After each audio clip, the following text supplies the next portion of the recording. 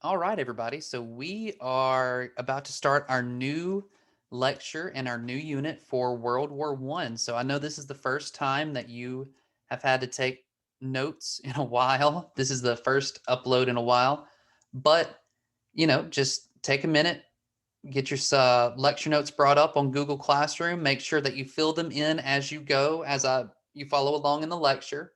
I'm going to post, or you can see the transcript at the bottom uh, of the page that follows along on YouTube.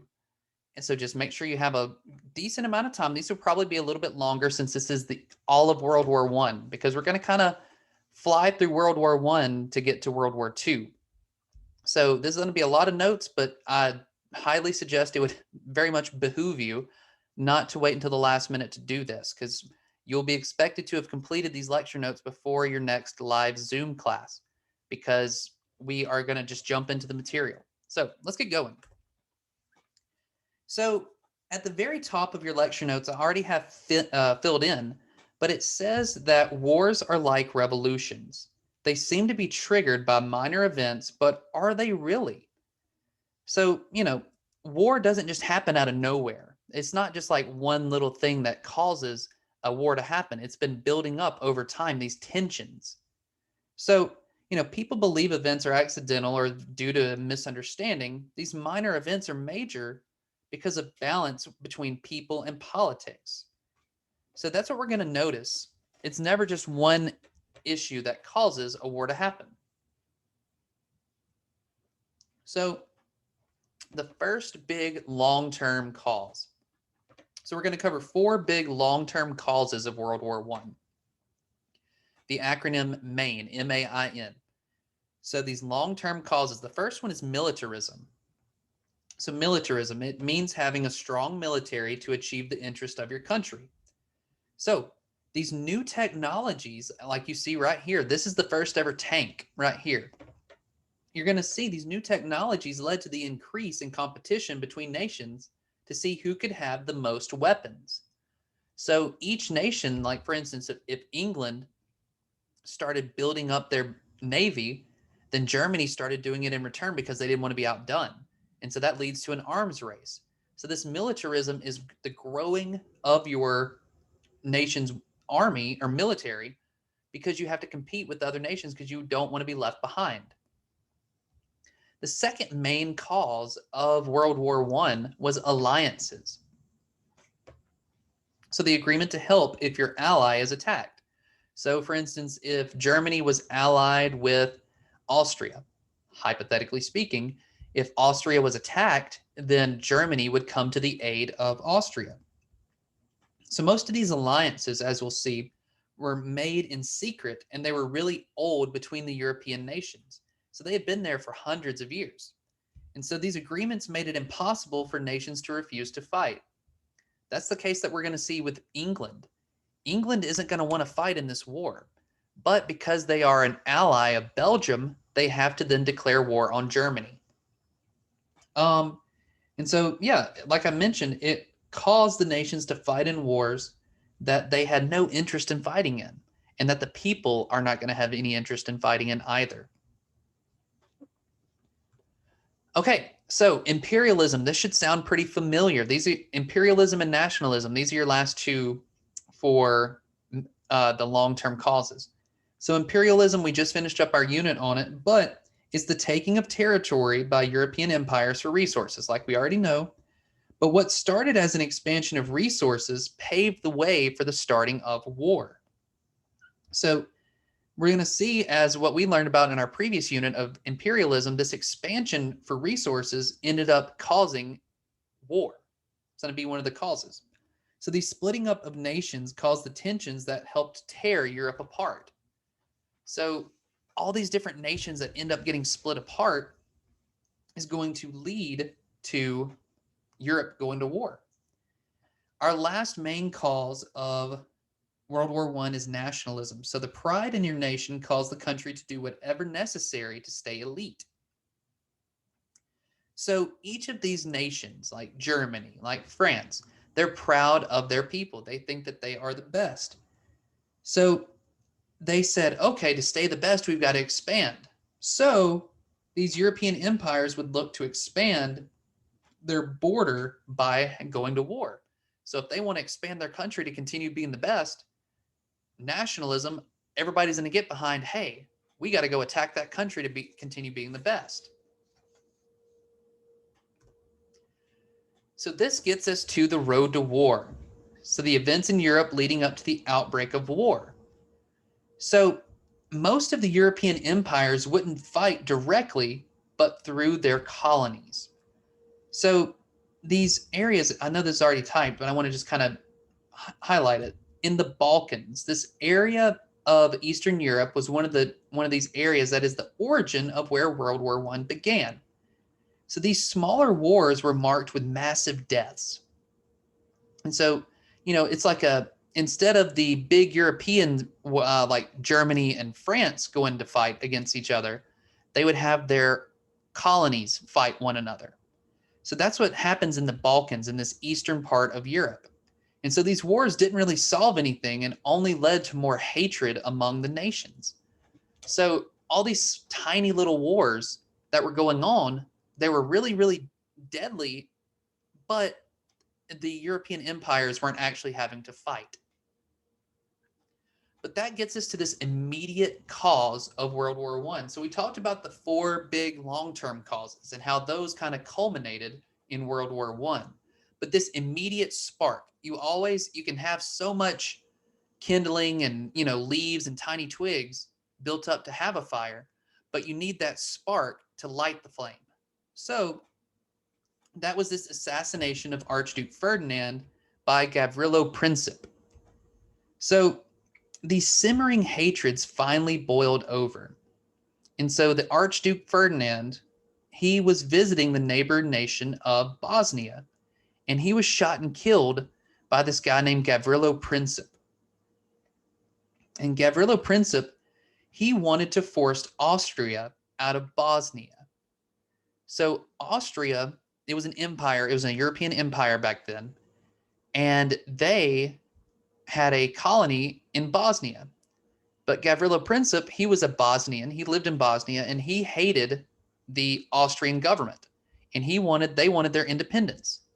So he thought by killing Gavrilo Princip, then he would be able to force the Austrians, Gavrilo Princip, thought by killing Archduke Ferdinand that they would be able to force the Austrians out of Bosnia.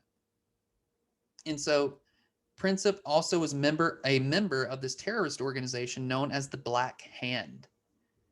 So as we're going to talk about in class, this guy, Gavrilo Princip, he truly thought that he would be able to free his country and gain their independence by killing this Archduke Ferdinand. And this is what's going to, set everything in motion to begin what becomes known as World War I, because this doesn't sound like a major incident. So this little Archduke guy was killed in a random Eastern European country. How does that turn into World War I, an entire global war over this one guy being killed? But we're going to see. So the reaction to the assassination. So what happens after this guy is killed? Did they all automatically go to war? No. But these tangled alliances that we mentioned earlier caused one country after another to declare war on one another. So we see that originally, as you can see right here, Austria-Hungary right here, Serbia right here, and Bulgaria. So what you need to know, these purple area, that's the Balkans, what we were talking about. So in Bosnia, it's like a territory. And so Archduke Ferdinand was from Austria-Hungary. So when Serbia, which is Bosnia was like a territory of Serbia. So when Gavrilo Princip killed Archduke Ferdinand, Austria-Hungary declared war on Serbia. Russia, because they're aligned with Serbia, had to declare war on Austria-Hungary. So because Germany is an ally of Austria-Hungary, they had to then declare war on Russia. And so it just it's like a domino effect. From there, boom, boom, boom, boom, boom. And then everybody ends up getting entangled in this because of these old alliances. Now, did Germany have anything against Britain? No. Did Germany have anything against France? No. But because of these alliances, they end up having to go to war. So, and what we mentioned starting out as an economic competition of European empires turned into a territory competition. So this competition caused imperial powers to collide, and neither side would back down, which led us to war. So there's all of these different empires like Russia, France, Britain, Germany, Austria, Italy. They're all in economic competition with one another. They're like, that's why we had that scramble for Africa, like we talked about. So they're rushing to go get resources to continue being a great empire, to expand their empire. But now, this competition turned into a territory competition.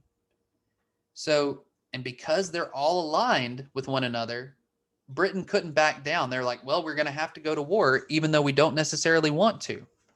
And so that's what you get, this domino effect. And it leads to, on your lecture notes, it shows the Triple Entente and the Triple Alliance, also known as the Central Powers. So this Triple Entente, that is this in red right here in this picture. So Russia, France, Britain, and then Serbia, kinda, and then the US, the United States, will kind of be involved as well. So in your lecture notes, make sure to type out all of these under the Triple Entente. And then the Axis, or the Central Powers, excuse me.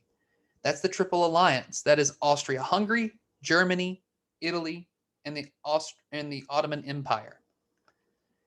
So the Triple Alliance, Austria-Hungary, Italy, Germany, and the Ottoman Empire. You need to make sure to have those in your notes. So if you need to pause and fill that in right now, go ahead.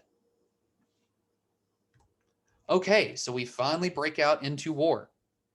So how is this going to happen? So what is Germany's plan? So once Germany, they're pulled into this because of their alliance with Austria-Hungary. So Germany, since they are the main economic power in Europe at the time, one of the main economic powers, they come up with this thing called the Schlieffen Plan. The Schlieffen Plan, which is a two-front war with France and Russia. So Germany knew that they were going to have enemies on both sides of them. But they knew that France was their most immediate enemy. So Germany says, first thing, it was designed, they needed to get a quick victory. They needed to win quickly before everybody could get ready and then come and attack them on both sides. So this created an Eastern Front with Russia and a Western Front with France. So the plan for the East was to hold off Russia until they could beat France. That was the plan for the East, just like not fully go to war 100% with Russia, but just kind of hold them off. The plan for the West, like we're seeing right here, was a quick invasion of France, which meant that they had to go through neutral Belgium. So right here, it's called the Maginot Line.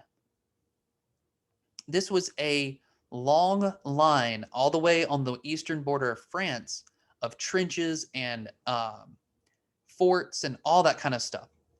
So it's a fortification that could withstand, land, air attacks, everything. It was literally like hundreds of miles long of trenches and forts that nobody could, an army would be stupid to try and attack that. But Germany said, okay, we'll go around it. We're going to have to go through Belgium to get to France. And that's exactly what they do. They literally just said to Belgium, hey, we just need to go through here. We're not going to attack you, but we just need to go through Belgium to get to France. We're not going to attack you. We just need to go through. But because Great Britain was an ally of Belgium, it was viewed as an invasion. So Great Britain then had to go to war with Germany. So just like we talked about, this domino effect, one thing happens and it leads to another and another and another. We see that Great Britain ended up getting pulled into World War I because they're an ally of Belgium. So they were forced to go to war with Germany as well. So it leads to this thing called a bright and jolly war. So supposedly, bright and jolly meaning because it was supposed to be quick. It was supposed to be over by Christmas.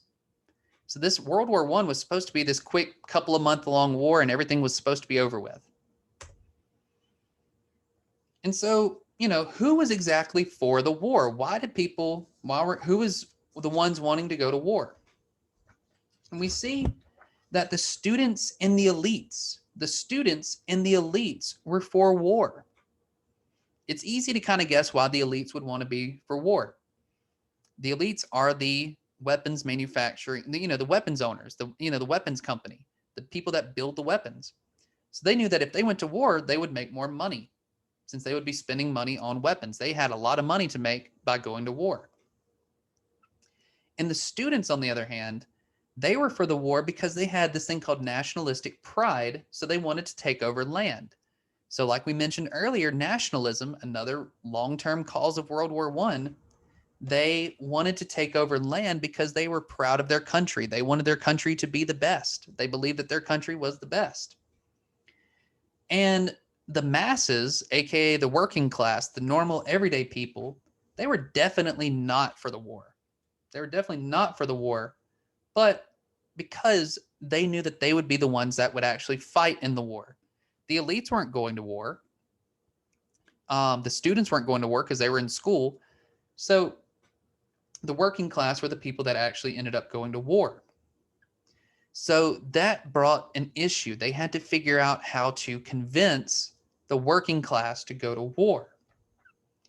And so this is really, really important right here.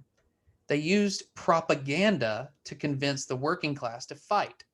So all these posters right here, they used propaganda posters, they used videos, they, did all these dramatic things to make the working class believe that, oh, wow, we're about to, we're going to lose our country if we don't go to war. Sound kind of similar, doesn't it, to elections?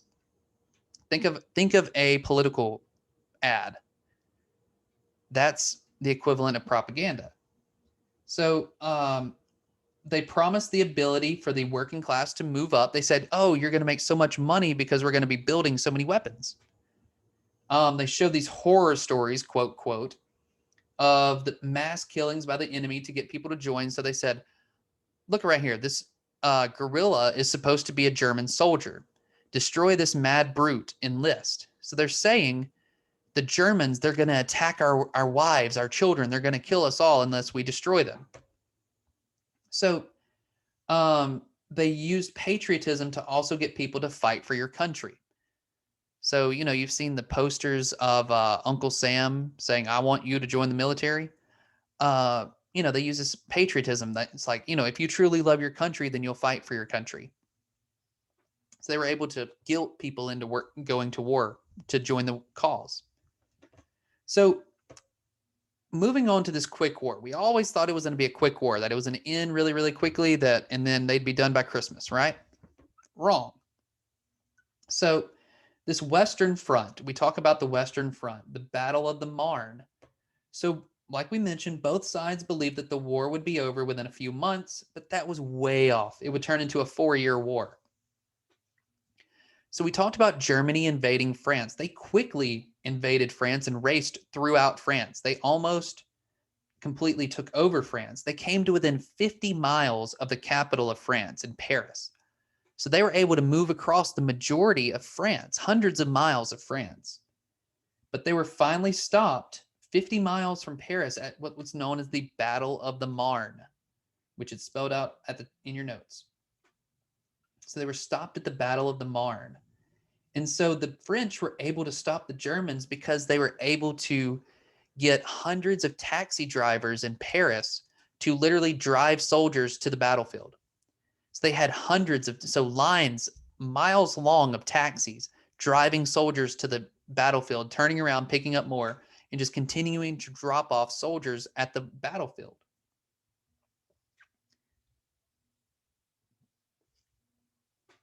So the Germans were finally stopped. And it developed into what's known as a war of attrition. So a war of attrition.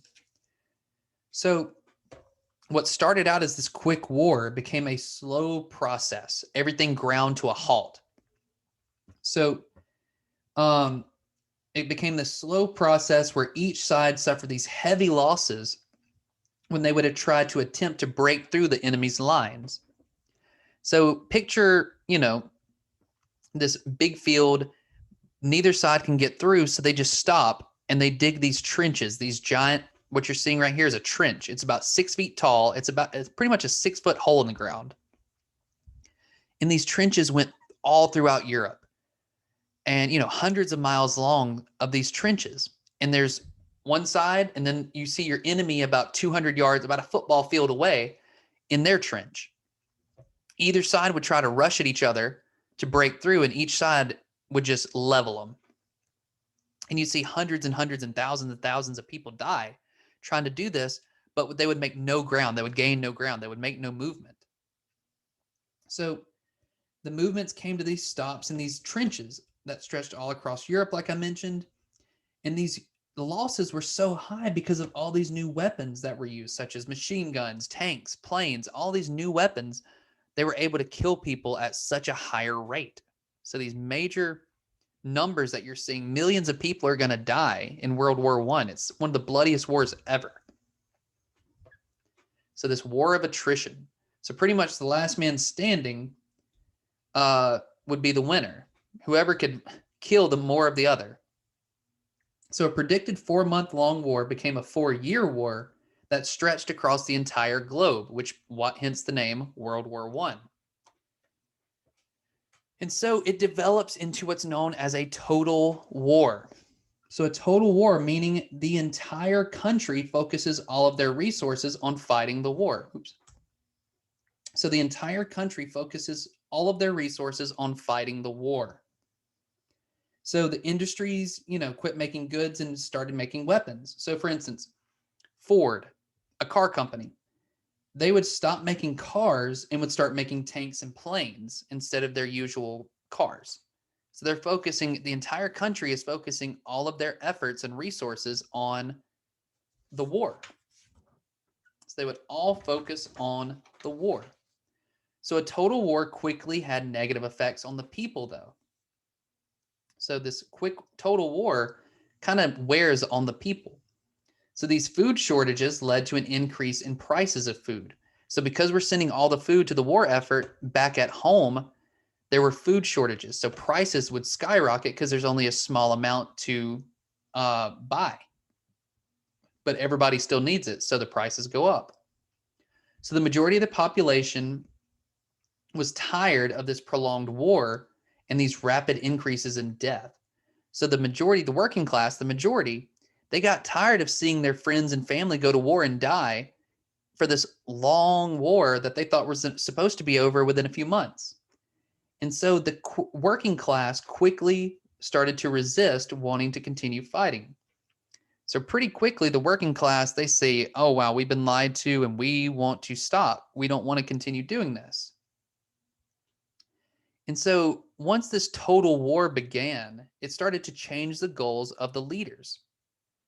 So the leaders of these countries saw that gaining territory would help their countries keep up with the needs of resources that they needed. So all of these countries, they're seeing shortages at home. So they're going, okay, we need to find a new way to get all these resources to keep our people fed, to keep the oil going, to keep the weapons, to keep all these other resources that we need to make money. So they said, if we start gaining territories in other places, then we can make up for those resources. So these empires decided to start focusing on capturing lands that was rich with resources and industries. So for instance, we're going to see England start to take over these colonies in the Middle East, like Iraq and Iran and Afghanistan. They're going to try to start taking over all of these lands because there's a lot of oil there. So there's a lot of resources. So they're going to start attacking all these other places. That's what helps it develop into this world war that takes place all over the globe. Okay. So the soldiers start to resist. So think about it. Because you're in this war of attrition and you can't make it that far, you're losing, hundreds of thousands of men, all to gain maybe a mile of land. So it's not a lot, but you're losing a lot of men. So one of the examples of the soldiers starting to resist fighting was this Christmas Day truce. So a Christmas Day decision to quit fighting. So the very first Christmas, when the war is supposed to be ending in 1914, both sides decided to quit fighting for the day, and they actually went out and met each other in the middle of the battlefield to exchange gifts. So they quit fighting on that first day of Christmas, or on Christmas. They decided to quit fighting, the Germans and the French, and they actually came together and joined in the middle of the battlefield. And this scared the generals because they were worried the troops would want to quit fighting altogether. So they said, oh crap, if all these people start gathering together and realizing that they're both tired of fighting, they may just quit fighting altogether and we won't be able to continue the war. And so by 1917, the soldiers were tired of fighting. So this has been 3 years that there's been hardly any progress made. So people were just hunkered down for 3 years and they were tired of fighting. And so the French army in 1917, over half of the French army rebelled and just refused to continue fighting. They said, we're not going to fight anymore. They said, we're done. So over half of the French army. So they ended up having to get a lot of a pay raise to continue fighting. So you can tell after 3 years of war, so this war lasted from 1914 to 1918. So 3 years in and the people are sick and tired of fighting.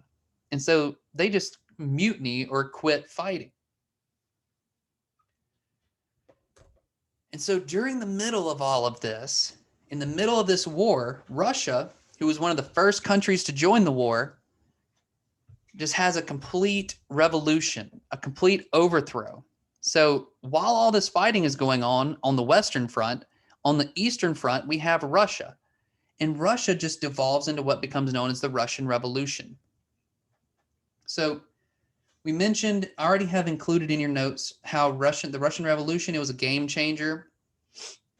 We have this long list of terms that I already included for you, talking about a czar, which is kind of like a king in Russia. We have the proletariat, which is the lower class, the working class, the factory workers, the normal people. We have the bourgeoisie. That's the way to remember it. That's a great way. So they were the wealthy upper class. And then the Bolshevik, that's another term you'll need to know. So the political party that was formed by Vladimir Lenin, who we're going to talk about in a minute. And that led this revolution in Russia. So the other term was the Soviet, which was an elected council formed during the Russian Revolution, which will become the Soviet Union. So councils, little groups of people, Soviet councils, Soviet Union, a group of countries that are going to come together under Russia. So we get Russia where it's like before before the Russian Revolution. So at the time, at the beginning of the World War I, Russia was the only true autocracy or monarchy left in Europe.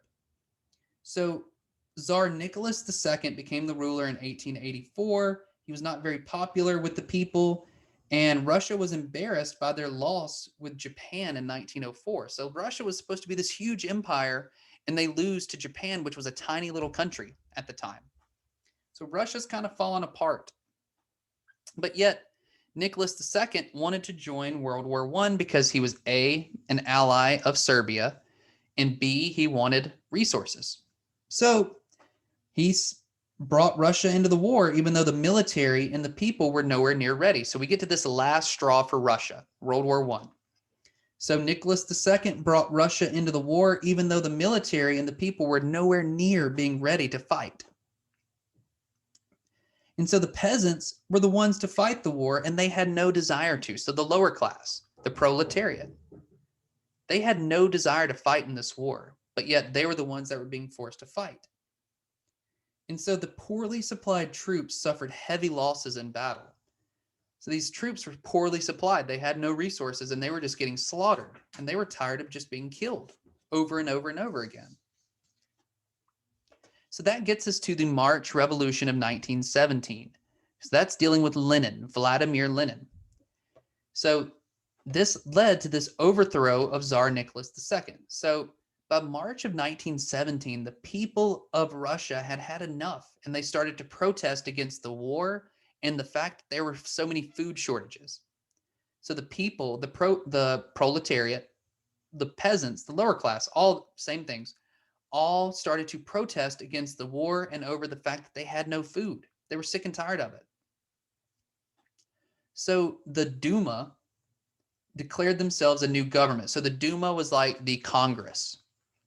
So the DUMA, they declared themselves a new government and formed Soviet councils, which we mentioned earlier, these small little groups of people that were elected. So they formed all these small Soviet councils, so kind of like a city council. And so Nicholas II, who was the king, the ruler of Russia, he was like, oh crap, things are going south, so I'm going to step down. So he stepped down and left Russia. So Lenin, who's leading this Bolshevik revolution, he returns to Russia. And that opened up by Nicholas II stepping down, he was able to return to Russia. Lenin believed in the class struggle and in revolution.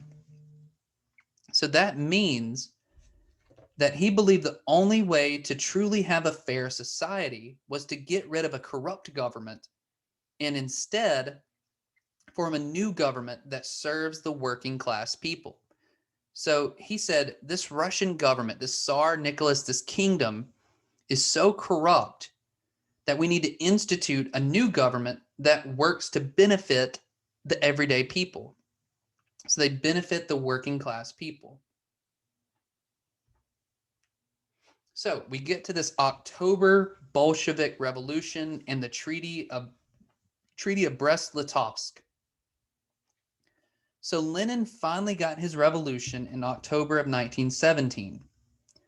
So what was known as the Red Guard, or his Soviet soldiers, took over the government offices and placed the government leaders under arrest. So all of the wealth and property of the elite was split up among the lower class.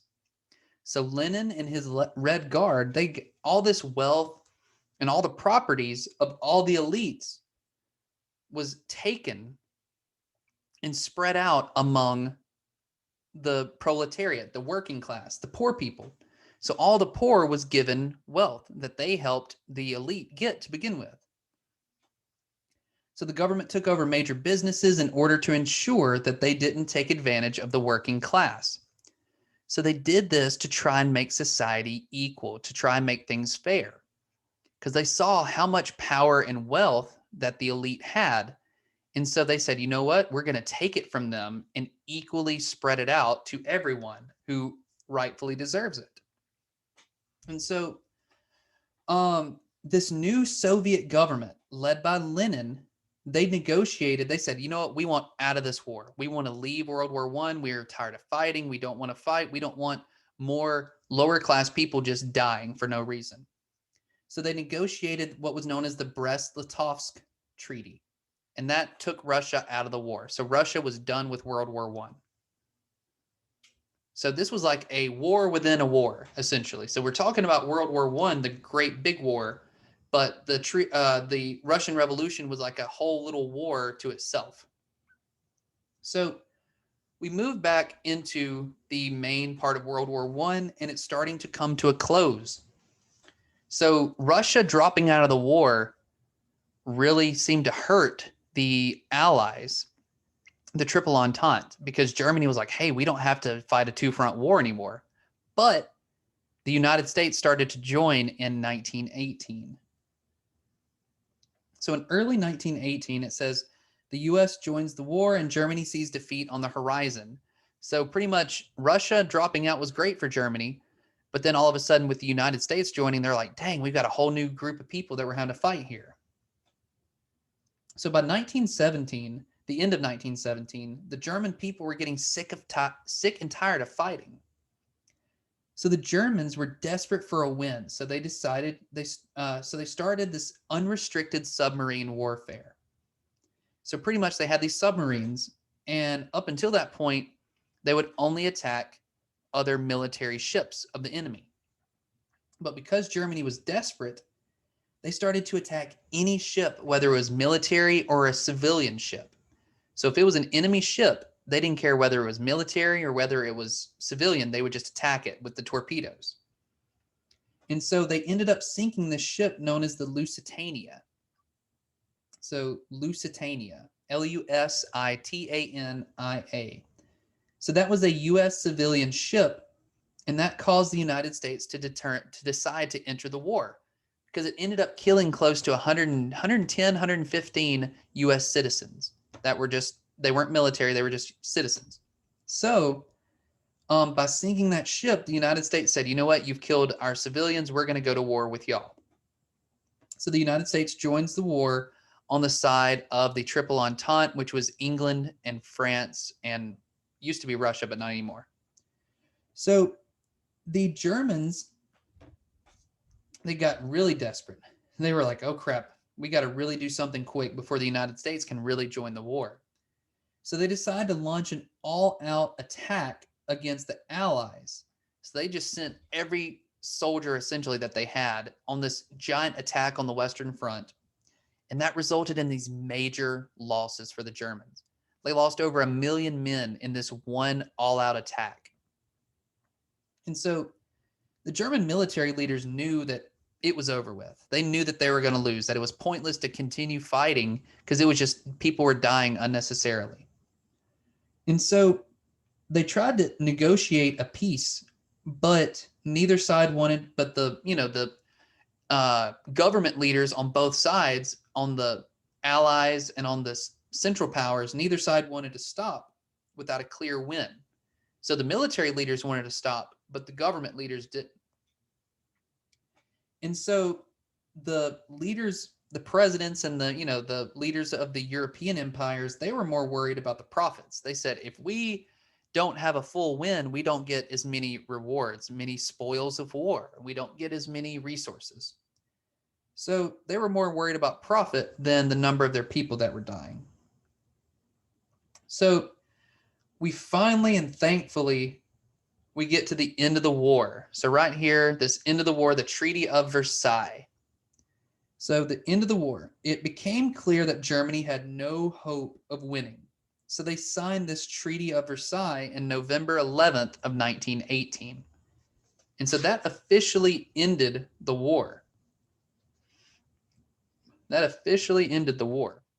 So there were some major parts of the Treaty of Versailles that you need to know. This is the last section where we're almost done. So the major parts of the treaty that you need to know. The most important is that Germany had to accept full responsibility for the war, and this was known as the War Guilt Clause. So Germany had to accept full responsibility for the war. But think about it. Was Germany the one that even started the war? No. It was again between Austria and Serbia, these tiny little countries in the eastern part of Europe. But Germany was an ally and they got dragged into the war and they end up getting the full blame for it. So the Germans had to give up their military, they had to give up their colonies, and they had to pay countries that had won. They had to pay these things called reparations. So they had to pay all the countries that had won. So England and France and all of that. So now you see it was all about profit for these countries. They wanted the spoils of war. This also created a League of Nations, a group. We know today we have the United Nations. The very first group was called the League of Nations. And it was created to hopefully prevent future wars. World War I was known as the war to end all wars. People thought that this was so horrible that there would never be another war like it. They're funny. So the Middle East and African colonies all went to the Allies. So England, France, and the United States were able to gain access to all of these colonies. They said, oh, they're ours now, not Germany. So Germany obviously is not very happy. So this last section of your notes is the German reaction and the legacy of this Treaty of Versailles. So the Germans obviously hated the treaty because it placed the blame only on Germany when they were only brought into this war because of a treaty. They didn't really want to fight this war to begin with. But They were forced to. This redrew the map of Europe that left minorities in new countries that would lead to future issues. So, just like with our scramble for Africa that we talked about, when the Europeans redrew the map of Europe after the war, all of these different groups of people that maybe didn't necessarily like each other were now in this country together. And that's going to cause a lot of tensions that we're going to see is going to spill over in World War II. And so these many lingering issues like debt would set the stage for future dictators, Hitler, to take power in the future. So once again, World War I, what did it really solve? Nothing really. It just set the stage for another future war. This war, it was started over an assassination. It was started over these issues like people having hatred against one another because they're being forced to fight one another. And it's going to end with nothing really being settled or solved. We're just going to have millions of people dead and these same issues still around. And it's going to eventually boil over and allow these dictators to take over and start a whole new world war. And that's what we're going to get to in our next unit. Oh, so that was a lot of notes, and I know it was. So if you're still listening, I'm very proud. Definitely take your time if you need to go back, fill anything in. If there's any areas that don't make sense that you need some clarification on, put a mark beside it. I'll be happy to explain anything in class. I really hope that you enjoyed this, and we will go over this the next time in class if there's any misunderstandings, but it is expected that you have completed these notes by your next live class. So let me know if there's anything at all I can help you with, and I will see y'all next time we have a class.